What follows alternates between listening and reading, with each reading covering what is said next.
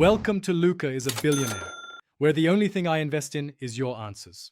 In this video, I will explain how to make traditional pie and mash liquor. This iconic green sauce is essential for an authentic East End experience.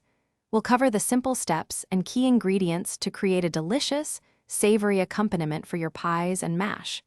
Get ready to transform your meal with this classic British staple, ensuring a truly satisfying taste. To begin, gather your essential ingredients. You'll need about 900 milliliters of fish or vegetable stock for the base.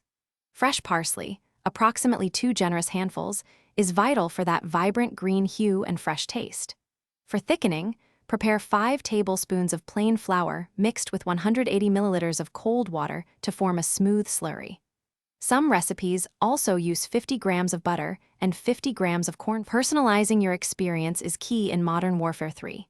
You can create custom loadouts, selecting your favorite weapons, attachments, and perks. As you play, you will unlock new weapons and gear, expanding your arsenal. Experiment with various attachments to fine-tune your weapon's performance, affecting aspects like recoil and aim-down sight speed.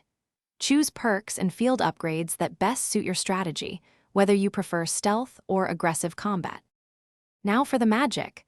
Slowly pour your flour slurry into the simmering stock, whisking continuously to prevent any lumps from forming. Keep stirring until the liquor thickens to your preferred consistency. It should be a thin sauce.